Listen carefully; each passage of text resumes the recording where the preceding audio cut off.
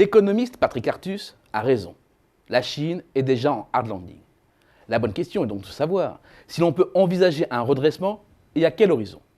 On le sait, le compteur truqué du PIB officiel chinois indique toujours 7% quand la vitesse réelle est plus proche de 2. Chute de la compétitivité coût avec la hausse rapide des salaires, saturation des besoins en logement et en infrastructure, sous-utilisation des capacités de production, dynamique déflationniste, bulle sur les actifs et krach boursier, endettement excessif sont autant d'indices. Et la liste n'est pas exhaustive d'une économie en crise. De crise non pas cyclique, mais structurelle et durable. Il faut revenir à l'ADN même du modèle qui a fait la croissance de la Chine ces dernières années pour prendre la mesure du problème. Le modèle chinois, c'est quoi? Ou plutôt, c'était quoi?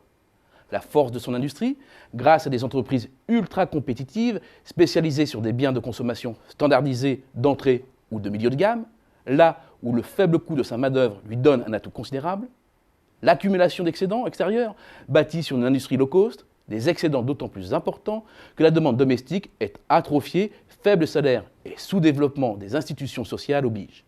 Or, que voit-on aujourd'hui? L'ultra-compétitivité de la Chine a disparu en raison de la flambée des salaires.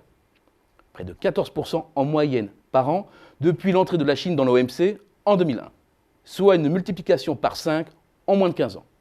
Tout cela dans un contexte de vieillissement démographique de moins en moins compatible avec l'idée de pays atelier. Certes, compte tenu de la base de départ, cela n'a pas été un handicap, au début, mais maintenant, ce n'est plus tenable.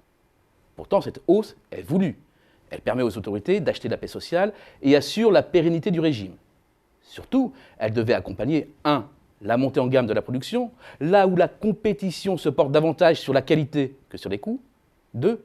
Du recentrage de la croissance sur la demande domestique. Mais on ne manœuvre pas si facilement une telle transition, car la montée en gamme est un chemin semé d'embûches. Il est facile d'imiter une technologie déjà existante, mais c'est autre chose d'aller plus loin et surtout de passer au process industriel, comme le montre la multiplication des incidents.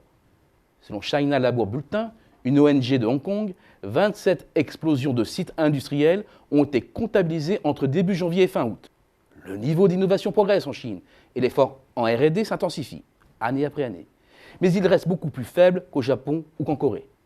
De même, le niveau de qualification de la population reste nettement inférieur à ses deux plus proches concurrents. La part de diplômés de l'enseignement supérieur dans la population active est inférieure à 17%, alors qu'elle dépasse les 40% en Corée comme au Japon. Il manque des ouvriers très qualifiés, des ingénieurs, mais aussi tout l'encadrement, c'est-à-dire des managers. Enfin, c'est une chose de s'imposer dans les productions à bas coût. C'en est une autre de venir déloger les Japonais, les Coréens ou les Allemands dans les biens d'équipement ou les Français et les Italiens dans le luxe. Les places sont prises et elles seront chèrement défendues. La Chine est engagée dans un changement profond de son modèle. Cela la condamne à une longue période de croissance faible.